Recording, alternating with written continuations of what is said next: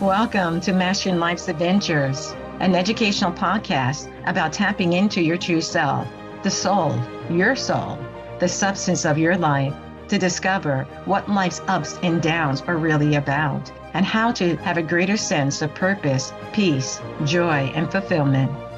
I am Dr. Judith Holder, your host, coach, psychologist, fellow seeker who enjoys diving into the connections between spirituality, psychology, wellness, and your everyday life's adventures. All preparing and polishing you like the facets of a magnificent diamond to be your best self. If you're craving more from your life, you are in the right place. Come, let's journey together and transforming what you know into who you really are. Mastering Life's Adventures begins now. Hi, I'm back to talk about an area that I think we all can dive a little bit deeper in. This is a deep dive series that I've been doing with my guest to talk about those things that maybe you would like to know more about. The question we'll be talking about today is how to move past self-doubt. Doubt can come up in so many different ways, and it can inflict pain upon us too in so many different ways. And so I would like, before getting into the question about how to move past self-doubt, I would like Stephen to introduce himself, and then we're going to move right into it. Thank you, Dr. Judith. It's lovely to be here. My name is Stephen Schettini. I was trained as a Buddhist monk in the Tibetan tradition for 8 years. And that's really where my career began, as it were. I'm no longer a formal Buddhist, but there's tremendous value in what I studied. And I spent my life making that translation from the formal side of Buddhism and the incredible terminology they use to a more straightforward, scientific approach to our own minds, how they work, what we can do, what we can control and what we can't control. And to me, what I'm working on here is exactly the same as you. We're looking at self-transformation, and transforming yourself out of self-doubt is a biggie. This is a great topic. Yeah, I think this is what people want, to transform themselves, to transcend themselves. But something happens, we get stuck in self-doubt. So let's dive a little bit deeper into what happens with self-doubt. Why does it come up? What do we do about it? Well, self-doubt is natural in a sense that, sometimes you make enough mistakes and you think, oh my God, am I any good at this? Which is fair enough. Maybe it stimulates you to learn again. But nowadays, we've got this added dimension of social media. And on social media, everybody else is perfect. Well, it looks like it. They don't tell, some people will talk about the things going wrong in their lives, but mostly we see a perfect picture which is made up. And we compare ourselves. And the result is self-doubt. They're all perfect. What am I doing wrong? And as soon as you start that, it's like a snowball effect. It just gathers more and more momentum until you reach the point where, who am I? What am I doing? Am I wasting my life? And yeah, it's hard. Happens to me. Happened to me in the last few years. You never know when you're going to lose it. How to actually deal with it? The thing with transformation is that the first idea is, I'm going to change. And we get an idea of what we want to change into. Okay, this is what I should be. I should be like this. And again, there's always this danger of comparing ourselves with other people, or with other people's opinions. You should be rich. You should be happy. You should be beautiful, whatever it is. Dealing with that idea that I need to get from here to, I need to be that sort of person. The way that's approached in Buddhism is that you're setting yourself up. The key to transformation is to stop trying, to stop thinking you know the answers, to examine yourself and allow that change to happen organically. That's very, very simple. It's not very easy. We don't like simple. The human brain, especially after all those years of school, is focused almost totally on cognitive knowledge, very little on emotional intelligence. easily throws us over the loop. I just have a comment to what you're saying there. I think sometimes with self-doubt, I'm not sure if we're born with it, because I think the soul and the soul essence is here to learn certain experiences and to go through certain evolutions of life, and to know that the wholeness of who that soul is always with oneself. But I think because of the socialization that has taken place with parents, because the first thing the child meets is the parents, and the parents may have many doubts about the child, and also may increase those doubts, because then the child's always said or being labeled, as you're saying, or compared to the other children that within that family, or society, and what the society says is what you need to be able to do, which then moves that child into sometimes this issue of, am I good enough? Or can I do this? Or I failed at it before, I'm going to fail again. So this kind of anxiety that's created with the self-doubt, puts us on this ongoing merry-go-round. And that's the thing that people say, I'm on this merry-go-round from childhood to adulthood, and I don't know how to get off, because it keeps on being and spinning even faster. Yeah, well, there's two things involved here. First is understanding where this all came from, understanding our own story. And this sort of behavior, I agree with you. I don't think we're born with self-doubt, but we're not born with very much at all. We acquire it as we go along. We're learning not through ideas or through explanations, because we don't have that. We don't know how to think yet. You're just a little baby, but as soon as you come out of the womb, you start learning, you start acquiring. We start mirroring our parents' behavior in some way or another, and we don't even know we're doing it. And they've got self-doubt too. And so by the time we start to think for ourselves and think of ourselves as an individual, those habits are already ingrained, but they're learned. And the good news is, if it's learned, it can be unlearned. And that's really, that's my focus. That's the way I work, is not with trying to set you up with a goal and leading you towards that goal, but with accepting, first of all, where you are right now and how you got here. So that's sort of like, that's psychoanalysis. I understand what happened and why I'm like this. The next stage is moving beyond that. And that's what nowadays we call coaching, life coaching. Well, it's not counseling or therapy, or, it's not necessarily involved in therapy. I mean, how many people do you know who've been in therapy for 20, 30 years? If you do psychoanalysis, then you are. Yeah. So coaching goes to the next step. And the best coaching clients are ones who've gone through analysis and they know it. And a lot of therapists also have become coaches now, because they see that it extends their abilities. So it's through those two stages. First, you have to understand, this is my story. This is where my self-doubt comes from. This is how it originated. And when we understand it, we can slowly detach and see it as something that happened, and see it as not who we are. Because when we learn that stuff at the age of 2 or 3, and those habits are ingrained, we think, that's who we are. I was told continually when I was a young boy, Stephen, you're angry. You're an angry boy. And it wasn't that I was angry in that moment, but that I was eternally angry. I'm inherently angry. And that's just wrong. Nobody is inherently anything. But these are the sort of things that we easily absorb and internalize and believe.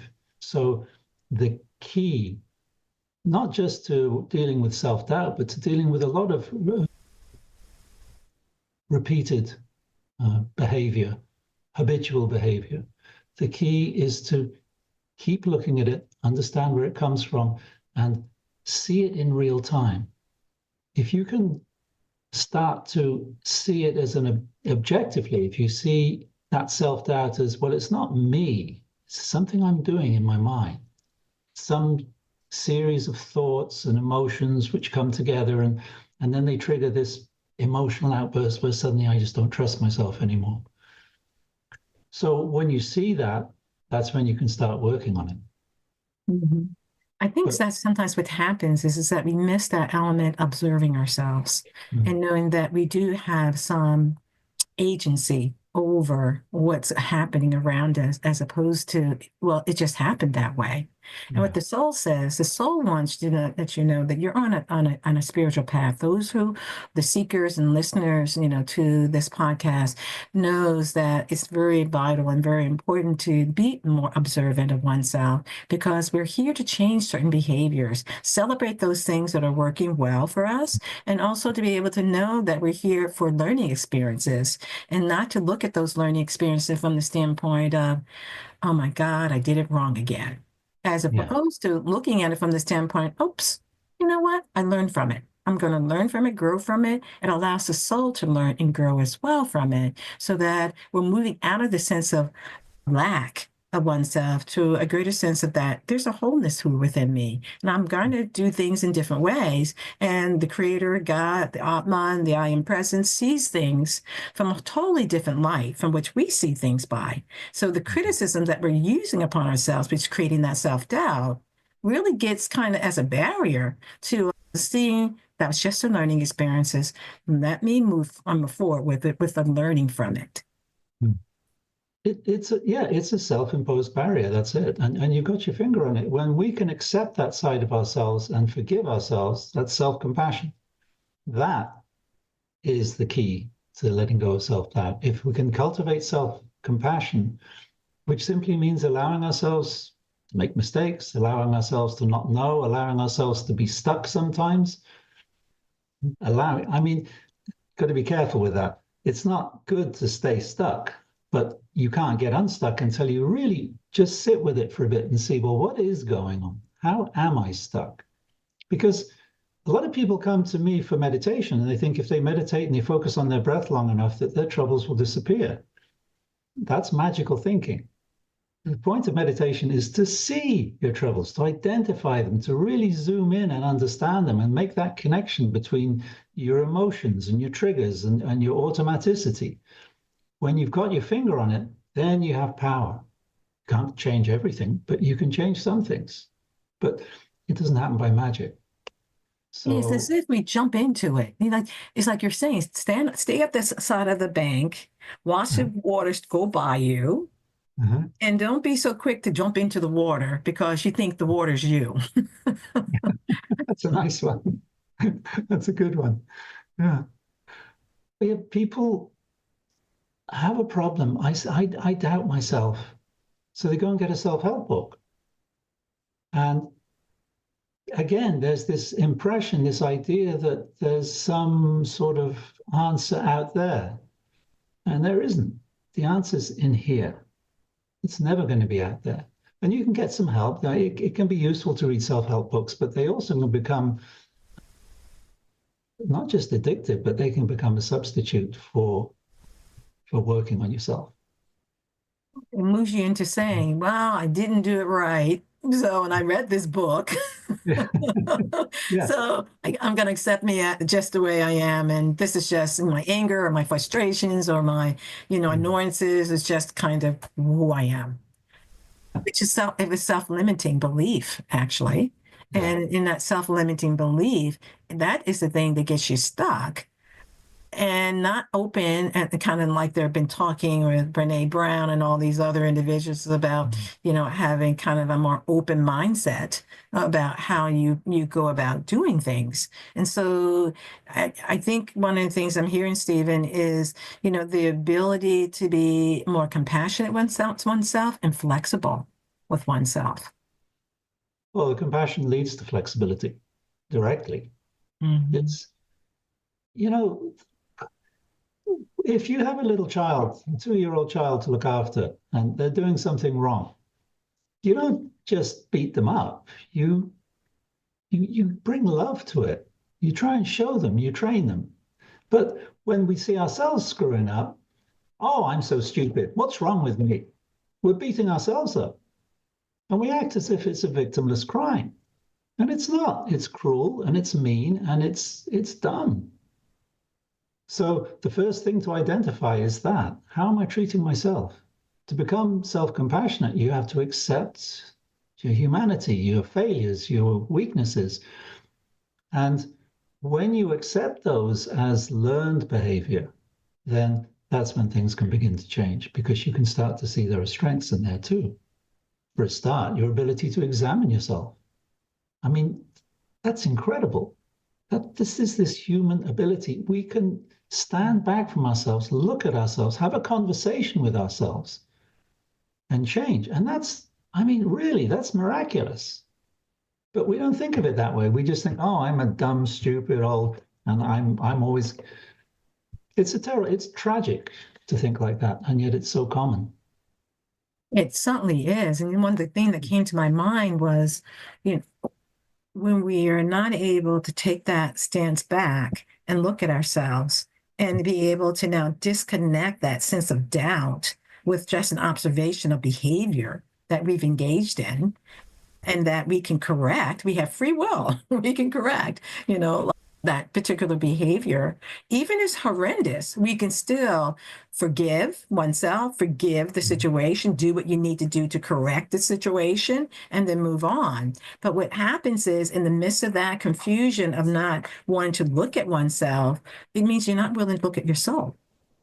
And our soul is actually the intuitive aspect of who we are. And so the more that we have the conversation and the dialogue with ourselves, we're getting in contact with the soul essence of who we are, which then allows us to guide us in a higher way and taking the high road up the mountain as opposed to low road down, on the mountain.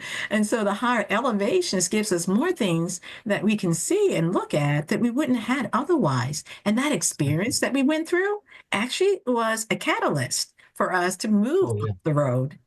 To a better understanding about ourselves.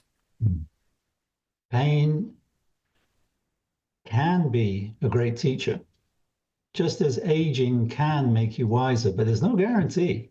I mean, you know, there are lots of cranky old people out there, and I made a decision a long time ago. I didn't want to be that way, but you have to do the work. And a lot of people, it's not that they don't want to, so they're afraid.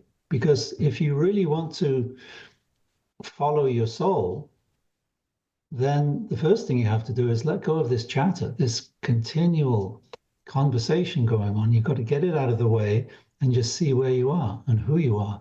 And that scares the pants off people. Just asking people to sit down and do nothing for 2 minutes, it puts a lot of people into a state of panic. It's quite remarkable. In my experience, those of us who want to go in, who are willing to go in, who have the courage to go in, are a small minority. And that makes it even harder for us to do what we're doing because, we're navel gazing, right? We're just wasting our time, What's the financial value in this, That sort of approach. It's very harmful. And a lot of this is due to the society we live in.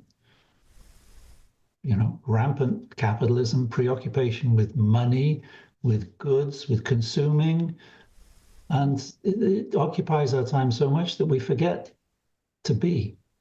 And to be, when you take the time to do it, is miraculous. It's healing. It opens you up. It changes your world, because if you're like that, then the people around you already begin to change just a little bit, or maybe a lot. But it's all about taking responsibility and doing it with compassion. Yeah. Yeah, I really like what you're saying, because I think what happens that 2 minutes of sitting with oneself is so challenging is because we've been so much socialized into what I call, and the listeners know, the ego persona. And the ego persona is always comparing, wanting to get ahead, wanting to see what's the next hurdle we need to get through, always critical of oneself. You didn't do enough. You could have done it better. It's always in this kind of what they're showing the world, the persona, the mask that you're showing the world. But what we haven't done, is my mom used to say, is your acre of diamonds is in your own backyard. And your backyard is yourself. So, yes, you can go out and get these degrees or get this or get the relationship or whatever you want, but remember your soul, remember your backyard is the preciousness of all that exists within you. And sometimes we haven't learned how to go within. We've learned to do is go without. And that outwardness is always more this, and more, as opposed to the sense of there's a completeness and a wholeness that it does exist within me, and I can cultivate that and allow it to expand. So my anchoring point now is a different anchor. I'm not anchored in the world, in the worldliness of getting things. I'm anchored in the true essence of who I am, which is my soul, which is the Christic light and energy and the virtues that allow me to be who I am. So you're not being blown right and left, up and down like a leaf in a tree, and feeling as if you've been bombarded by everything. You have a greater roots, and those roots, are of that tree, of which your true foundation is. Thoughts about that? Speaking of trees, I have a great story about this. I was living in South India at Sarah Monastic University, and there was a little town by Lukupi nearby where I used to go and get supplies, groceries and things. And in this little village, there was a huge banyan tree, as there are in many villages in India. So for those who don't know, a banyan tree is very big, a very broad trunk, but extremely wide and low branches. And you can sit under them. They provide a lot of shade. And they tend to be meeting places. Anyway, as I was on the bus coming into Bailakupa, I passed this tree. And every time I passed it, I would see this man who was sitting under the tree. And he was just sitting there. And he wasn't doing anything. And I couldn't take my eyes off him. He just, every time I looked for him, and he was always there. And I was just impressed by the fact that he could just be. That made an impression on me. That taught me something. I've always thought of that man as, I never spoke to him, but I always thought of him as my teacher. Because that made an impression on me that this is it. This is what we don't have, what we're losing through consumerism. Getting, doing, having, becoming. To stop that is becoming harder and harder and harder. Social media is making it even harder. But that is the goal. That is where we came from. And that's, in that time, that's what I thought, that's what I'm trying to get back to. Just the ability to sit and be. And it's not easy. It's not that it's hard to be silent. How can I put this? It's all the stuff that we learn. That's what makes it difficult. It's not inherently difficult to sit still and do nothing.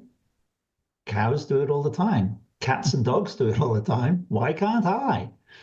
Am I inferior to cats and dogs? Well, in this particular way, perhaps I am, It's important to be able to just be, because if you want to find yourself, if you want to know who you are, you have to look. You can't make it up. You can't set a goal and become that person. I was raised as a Catholic when I was a boy, and I was trained with all these stories of sainthood, and I thought, well, I should become a saint, and I was trying to figure out what that means. And it doesn't make sense. It was when I came to sit in a silent room alone and examine myself, that's when I started to see my potential.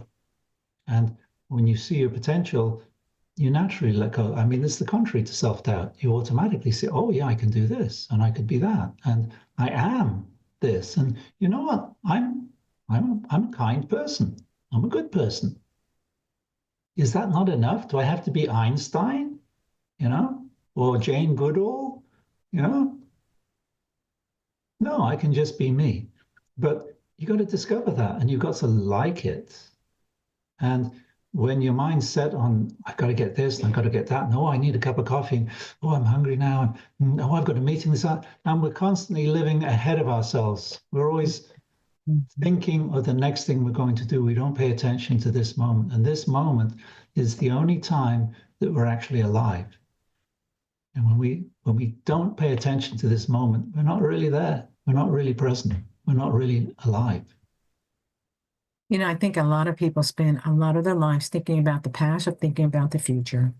And they have a challenge with just being in the now because they don't know, it feels like a void, the being in the now. Yes, you nailed it. That's exactly it. It doesn't feel like it when you go there, but the thought of it makes people think, oh no, that's too scary.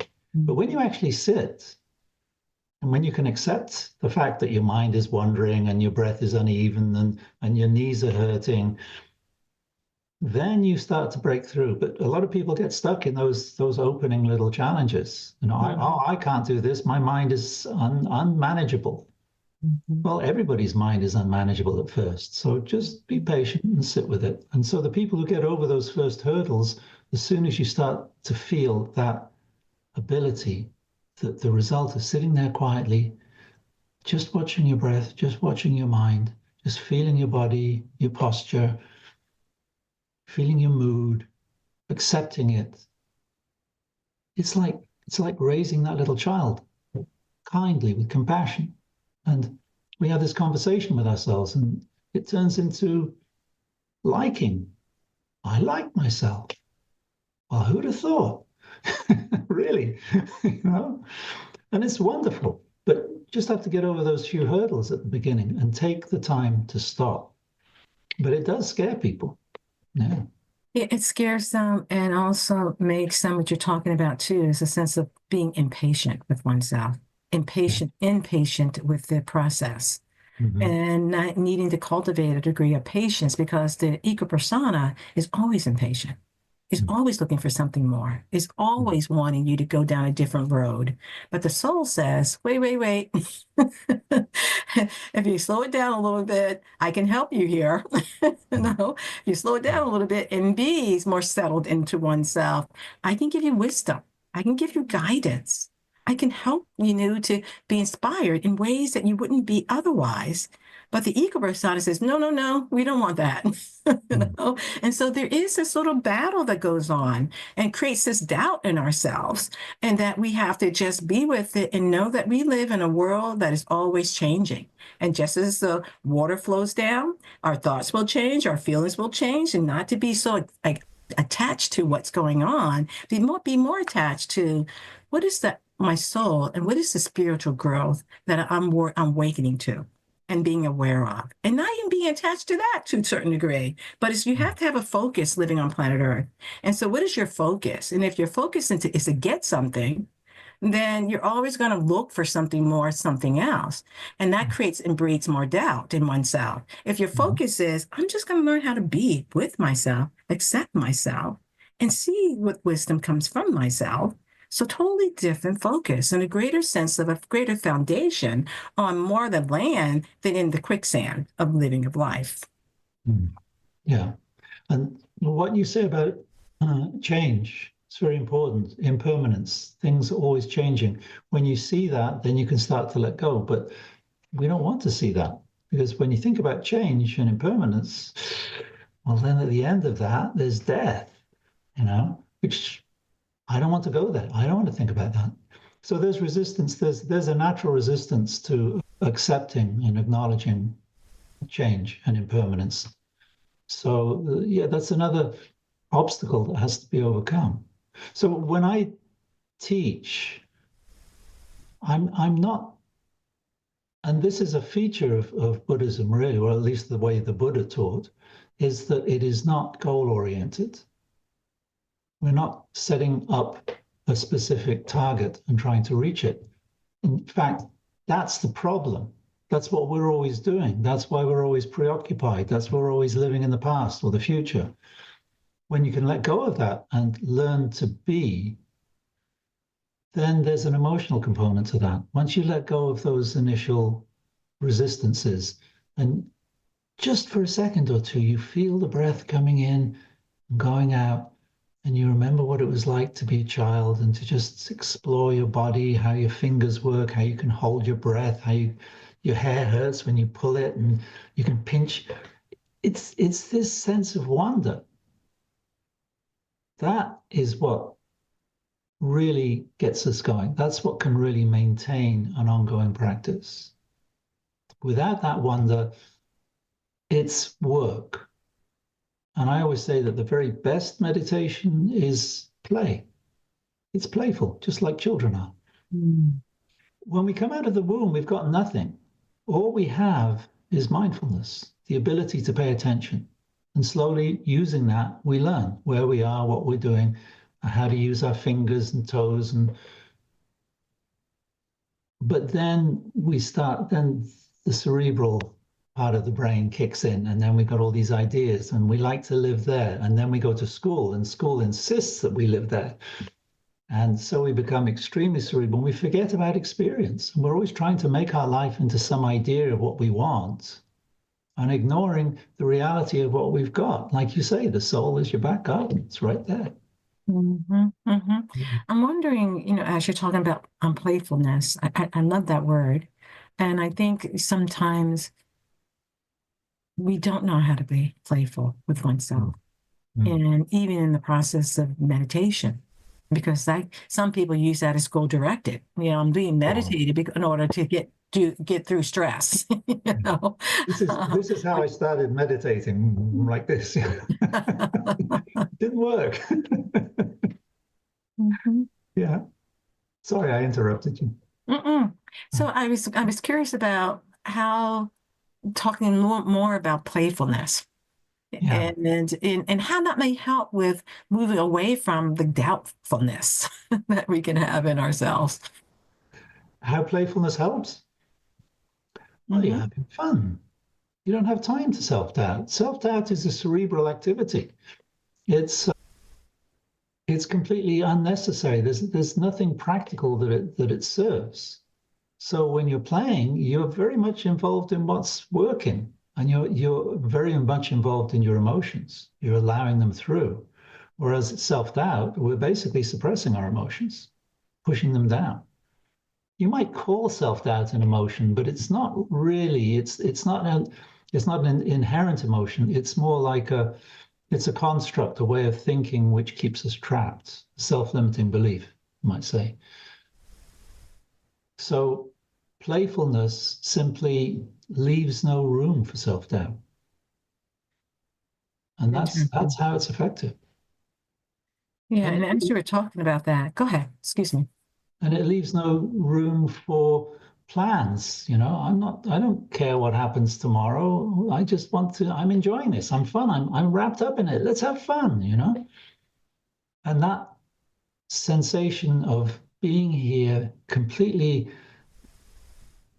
conscious in my body, completely conscious of this moment, how it feels to be alive, the wonder of having this incredible mind. I mean, to have a human mind it's a gift. We have the ability to talk to ourselves, reflect on ourselves, change ourselves. And on top of that, it's the best entertainment you can find. There's nothing like, we can imagine whatever we want. We can go on little trips of fancy and we can read novels and watch movies and suspend our judgment. And we have powerful mind. And the other side of that, of course, is that we can lie to ourselves. We can believe our own lies. And this is what the Buddha nailed. This is the source of all of this is that what I call denial is usually translated as ignorance, but it's willful ignorance. Okay. I don't want to know this. I don't want to know this. It's too painful. I don't know it. The other night, I was sitting with my wife, my daughter, we were watching TV, and my daughter beside me, she was fidgeting and she was irritating me. And I said, "Could you stop doing that, please?" And my wife said, "What's wrong with you? Why are you so cranky?" And my immediate response was, "I'm not cranky. I'm not cranky at all." And in that moment, I just felt like a 2-year-old child. It was so embarrassing.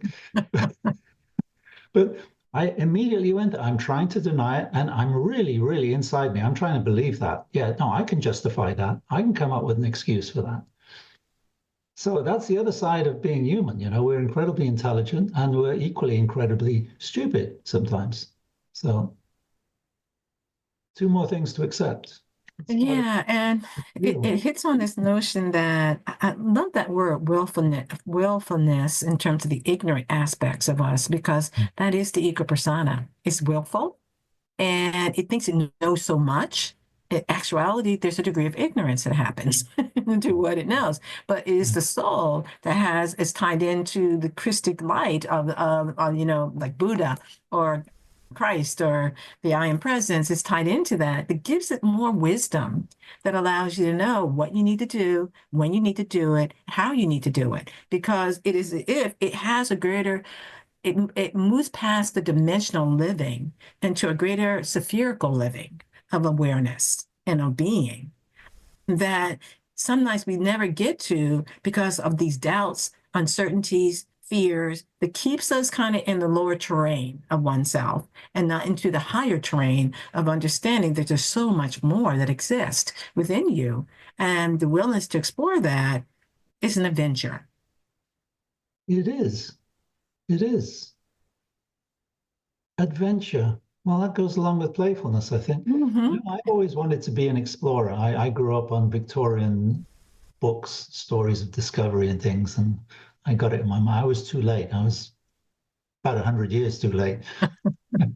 I always think that I turned that into exploring my own mind.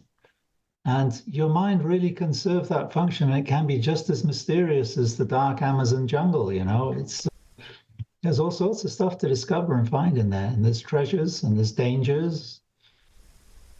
And to expose ourselves to that is to embrace life. And it's, again, courage. Courage is a part of this journey. You can't dispense with that. It's love is important, compassion is important, but courage too. Yeah. It's as if that courage does tie into what you were saying earlier about the or I'm putting it as the willingness to see the willfulness when that you can see it, you can identify, or deceiving of oneself, or resistance that one's having, when someone says something to you, you say, no, that's not me. That's not me at all. I'm not being irritable. And he's like, I'm not irritable. And you sure you seem like you're irritable. So this kind of opaqueness that happens to us when we get into this resistance or the defensiveness, there's something in which we're learning how to take a step back and just say, that's interesting. Or, you know what, you're right. And that deflates the ego. That deflates, this sense of you have to say something all the time when someone's going to say something bad, negative, or not right, quote unquote. And it's like, well, maybe, the old saying, if the messenger is an ant, eat the ant, because they give you some information that may be helpful for you to learn about yourself. Yes, yeah. As a child, I got chocolate all over my face, and my mum asks me, have you been eating chocolate? And no, I haven't. It's instantaneous. So there's the stimulus, there's my mum pointing a finger at me, and then there's the response. And there's no distance there at all. Like, it's immediate. Wasn't me, I didn't do it. So now, as we train ourselves, as we learn to breathe and to be, and we learn to let go of the compulsion to do, and we learn to sit, then what happens is that this gap grows between stimulus and response. And it's when we get in there. So what happened the other night was, yes, I had this immediate response of, no, I wasn't. But then within a second or two, I was right back to, well, actually, yeah, I did. So I'm able to do that now because I practiced. I'm practicing there. I'm familiar with that space. I know that exposing myself, being vulnerable in that way, is not going to weaken me. On the contrary, it's going to make me better. It's going to make my relationships better. Instead of proving that I'm perfect and that I'm justified in behaving badly, I now admit that I behave badly and I make friends with everyone. It's much nicer. But it doesn't happen instinctively. We have to train ourselves. Yeah, we have to train ourselves, but what you're also saying is in the process of having that, as my brother would say, push the pause button That's another before way of putting it. reacting. Just Yeah. put the pause button and just take a step back and look what's going on. But what it actually also does, it creates a point of harmony. Point Uh, of harmony. harmony. Yeah. Harmony, inner harmony, because you're willing to say, well, let me take a step back here. And as Mhm. opposed to moving forward with anger, or frustration, or resentment, or bitterness, or irritation about the situation, you're now saying, I'm willing. This is what the soul needs. The soul says the more harmonious by the environment internally that you create, the more you will hear me. The more that you can be able to listen to my promptings and also have the conversation with me, the inner channel, the internal dialogue that we have with ourselves is so important, as you kind of mentioned earlier, because it also helps the soul and the soul's willingness to share with you a greater depth of wisdom that you wouldn't have had otherwise. Mhm. Self-talk is big, but it takes management because there's automatic self-talk, which basically just lines up my insecurities and my self-limiting beliefs and and guides me in that way. And in that way, we would say we're not really conscious. We're not really paying attention to what's going on. We're more preoccupied with following our thoughts of worst case scenarios or how things should be. So again, it's a matter of taking the time to stop. And that's why we use the breath. I mean, there's nothing special about the breath itself. It's just really convenient. It's right, it's always there. And one breath, especially if you practice every day for a couple of minutes, then just taking one breath will bring you right back to that place. I call it home. Go back inside, find our balance, find that spot between stimulus and response, and remind ourselves to be there and take joy in that moment. And when you take joy in the moment, when you feel what's actually going on, then those thoughts suddenly are so flimsy and so unnecessary that they fade away. It doesn't mean they don't come back. And that's where the work is. You can't just make an assumption, oh, I got rid of that. I'm no longer, I've lost my ego. It's a tempting thought, but no, we have to remain vigilant because a lot of this comes, I mean, defensiveness. What is defensiveness? Well, it's an expression of the survival instinct, which we're born with, and it's not dispensable. We need a survival instinct, but we've taken it too far. So it requires management. And that's what this is all about. One of my students called it once, they said that mindfulness it's like mental floss. It's just maintenance, understanding our mind, how it works, getting to know ourselves, not as a story. I mean, I can recite the story of who I am, where I came from, and all that, but the reality of who I am is right here, right now. This is who I am now. And who I am is always changing my mood, changing my thoughts, changing my beliefs, changing my body's changing. But keeping up with that and keeping in perspective, it requires a daily practice. And it doesn't have to be onerous. And it's not as if it's taking away from the pleasures of life. Once you tune into it, it's enhancing the pleasure of life. Yeah, I do believe meditation does enhance. And I think sometimes what the ego persona or the carnal mind wants to do is make it more complex than what it is. And then by making it more complex, it's saying it's too much, it's too onerous. I can't do it. No, I don't have the time. Even though you did have 5 minutes when you're waiting for something, we can do meditation in different stages. There's walking meditation, there's just standing meditation, there's sitting meditation. There are different forms of meditation that you can do that allows you to be more fully present. Well, people say, oh, I just missed my bus and I'm really angry that I missed my bus. No, that's actually an opportunity time to be with your breath and to be observant of what's going on and just be fully present in your body, as opposed to getting angry and saying, well, when's the next bus coming? Well, once you figure that out, then what are you going to do with the rest of your time as you wait? So take advantage of that, because it allows you to have a greater sense of harmony, as I mentioned earlier, and a greater sense of attunement with everything happens maybe for a reason. Maybe that wasn't my bus for whatever reason.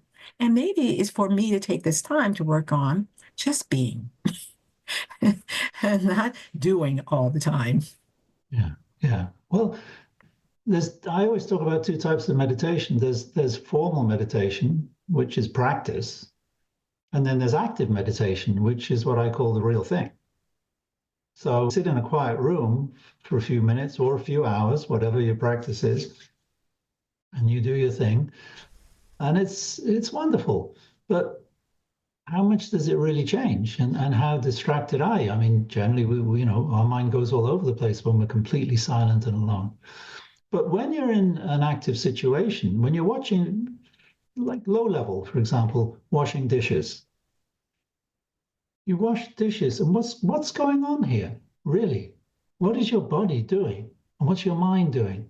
You're picking up plates, and your fingers they know how to grasp the plates, and you see the intelligence in your body. No, it's not just intelligence up here. Intelligence is everywhere, and you can start to see this, and you get in touch with yourself in a way which is really visceral. And that sort of experience, that's active meditation. And when you're a little bit more advanced, you walk into a room knowing there's going to be a fight. Okay? It's Christmas. Your Uncle Jack's coming for dinner. You've always had an issue with Uncle Jack.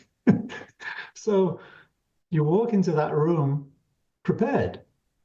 And you argue, maybe you do argue. It doesn't mean you just become quiet and complacent. Maybe you need to speak up. But the point is, you do it mindfully. You do it with full presence. And you do it with an awareness that you can be triggered, you can be reactive, but you have also this resource of knowing how to extend that gap between stimulus and response. That is the sort of meditation that is really transformative. When you transform your relationships and the way that you respond to people, and you don't take things personally, and you see that, well, he's messed up. I understand his issue. He's because of this and that, and he had this problem, and his parents were like that. And it's not me, it's him.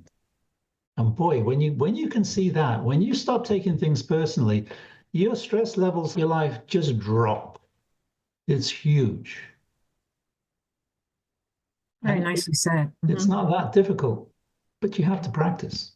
Yeah, and I think that's the issue, that it may not be difficult, but the practice is sometimes what gets in the way of people, being able to be successful in it. And, and as you were talking about that, it came to mind that mindfulness dissolves self-doubt. Because when you're being fully present and active and observing of oneself and willing to look at the breath and not control the breath and just be with yourself, that helps you to be kind of more greater anchored. And then I think when you tie that in with, Lord, guide my mind, guide my heart, guide my soul. What is it that you want me to do right now? And maybe God says, be quiet, say nothing, do nothing. And then can we be obedient to that? Yeah. It becomes important. But if we never have the ear to listening or being mindful of what we're doing, then we're always kind of on that merry-go-round, as I mentioned earlier, or the gerbil wheel that keeps on moving. And that movement creates the distractions and off balance that we're trying to achieve when we're walking a spiritual path, is to have more greater balance and a greater observant. And like you're saying, having that gap or that pause button that allows you to be able to move and navigate in an entirely different way and being more fully present to who you really and truly are. Exactly. So if you were to make a comment, last comment, and also what you would want to leave as a gem with the listeners and the seekers, what would that be? Well, I was just on the tip of my tongue. I was going to say, trust yourself, but that's shallow. We're always being told what we should do, and we all know what we should do. But dare to question yourself, dare to examine yourself, and dare to come up with less than you expect. It's okay. You don't have to be something. You already are.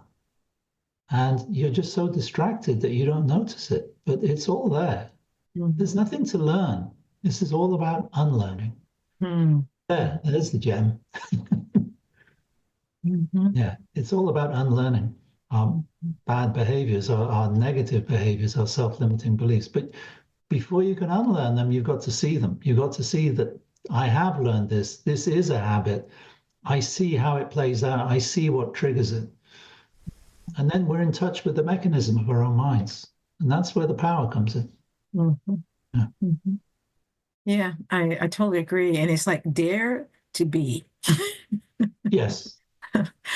Dare to be. And Very just nice. whatever that beingness is at that time is what it is at that time. Not trying to be critical of it, or you kind of say it should have been more or it should have been less. It's like, Yeah. no, it is what it is. And just enjoy and have that playfulness, as you mentioned earlier with oneself.